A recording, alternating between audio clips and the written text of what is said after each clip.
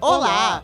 Bom dia! Você está assistindo ao Repórter Visual, um programa acessível da TV Brasil.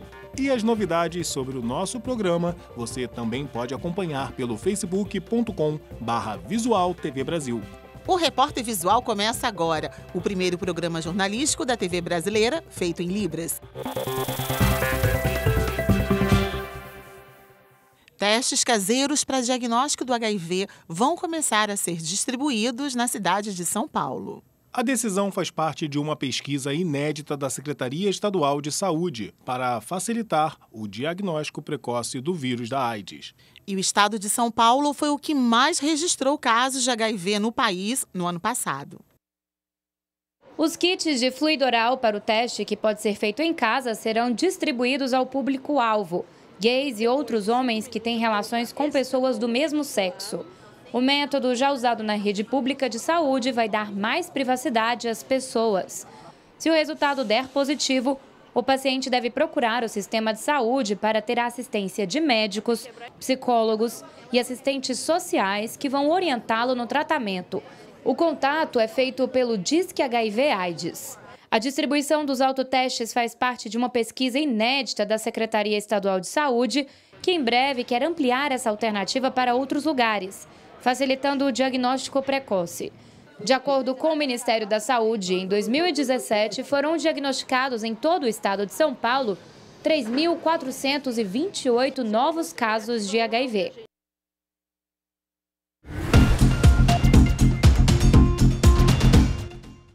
Começa hoje e vai até o dia 24 de novembro o Campeonato Brasileiro da Série B, a segundona. Amanhã começa a Série A, a primeira divisão, que vai até o dia 2 de dezembro. Em cada um deles, 20 equipes que em 38 longas rodadas vão brigar pelo título brasileiro nos pontos corridos.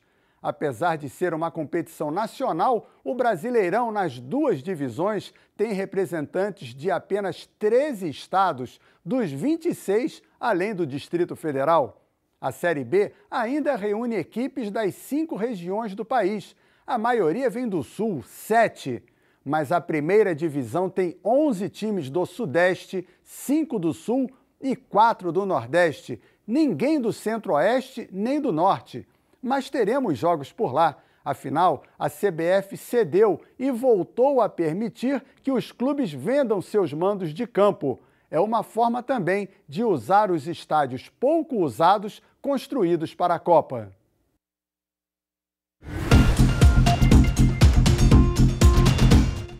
Olá, bom dia! Estou de volta ao Repórter Visual com notícias dos esportes paralímpicos.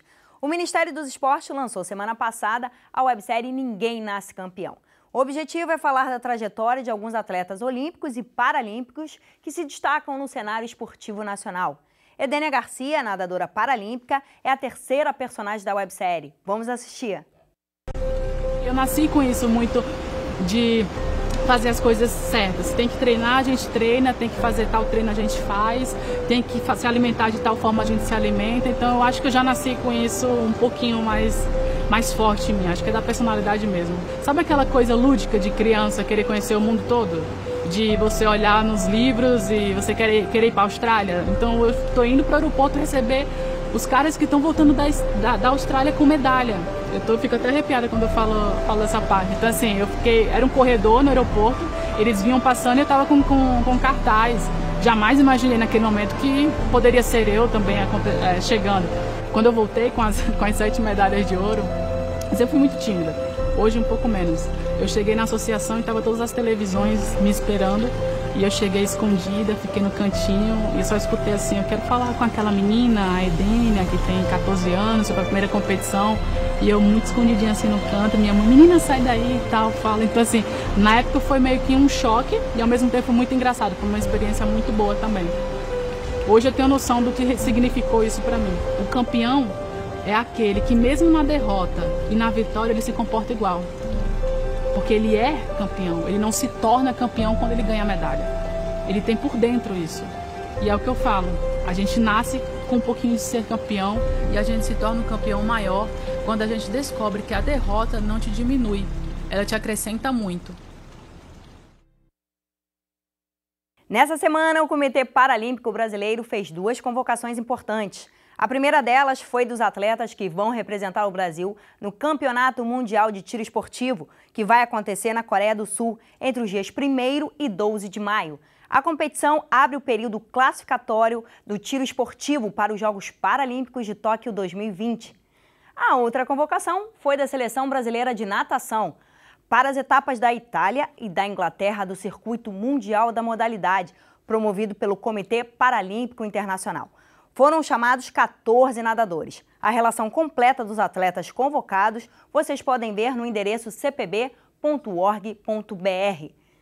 E não deu para a Seleção Brasileira de Rugby em cadeiras de rodas, que não se classificou para o Mundial da categoria, que acontece em agosto na Austrália. O Brasil terminou em 5º lugar no torneio de repescagem de qualificação para a competição, após vencer a Coreia do Sul por 46-42. Apenas os 4 primeiros garantiram vagas no Mundial. E são eles: Irlanda, Nova Zelândia, Polônia e Colômbia. E eu fico por aqui. Na semana que vem eu volto com mais notícias de esportes paralímpicos aqui no Repórter Visual. Até lá, tchau! Pílula anticoncepcional masculina? Ela está chegando, é o que dizem cientistas americanos. Mas será que esse método vai ser bem aceito pelos homens? Veja na reportagem de Flávia Grossi. A pílula anticoncepcional é o método mais usado pelas mulheres para evitar a gravidez.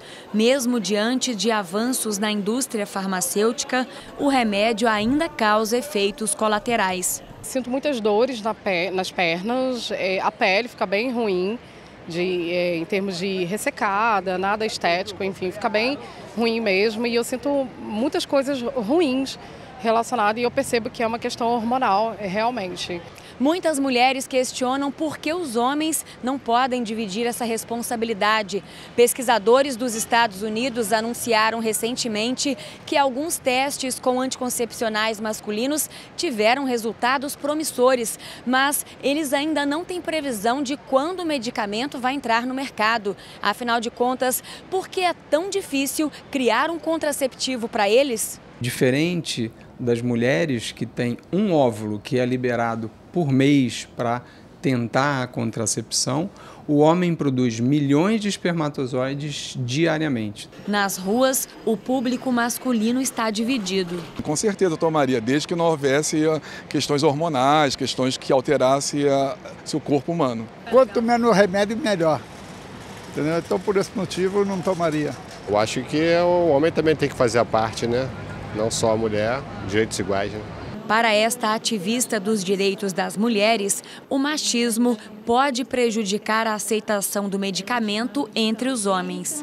Tipo, eu não vou usar, você vai ter que usar. Então, eu acho que tem essa questão da gente, mais uma vez, se impor e os homens tomar consciência de que isso não pode ser somente uma responsabilidade das mulheres.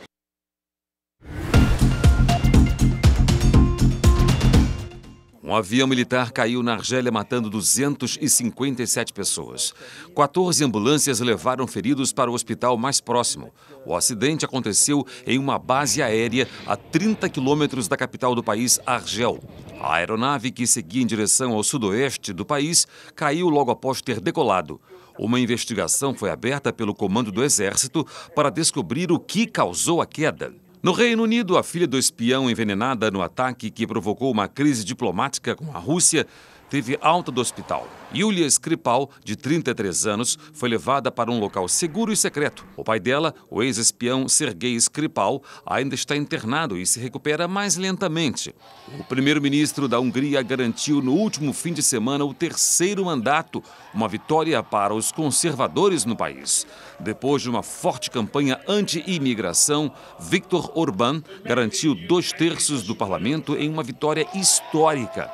O principal partido de oposição ficou com menos de 20% dos votos.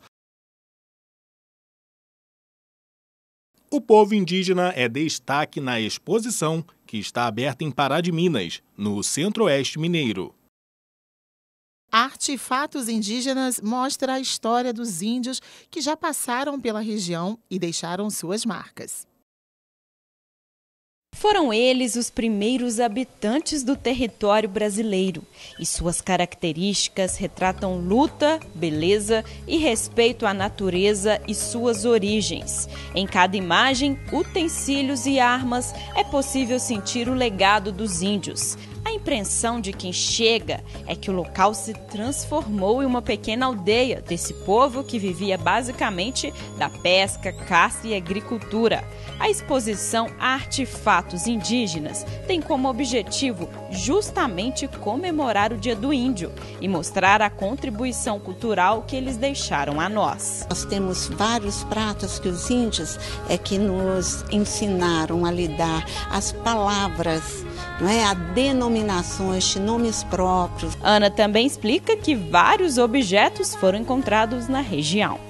Materiais líticos, como os machados indígenas, cerâmicos. Também encontramos fragmentos de vasilhame indígena, encontramos as rodelas de fuso, importantíssimos testemunhos que atestam o uso do algodão pelas tribos. Quer dizer, já é um avanço cultural muito grande, são peças de séculos atrás. Então, aqui nós não tivemos tribos fixas, como já foi demonstrado pelo grande doutor Teófilo de Almeida, que escreveu um livro mostrando a história de Pará de Minas antiga. Mas tivemos as tribos nômades que andavam, fixavam aqui na região e, depois de um tempo, seguiam um caminho. O Repórter Visual fica por aqui. Pelo WhatsApp você tem um canal direto de comunicação com a gente. Anota aí o número 021 974 522 300. Fica agora com o Repórter Brasil e com tradução em Libras. Tchau, muito obrigada pela companhia. Continue com a gente. Bom dia para você. Tchau.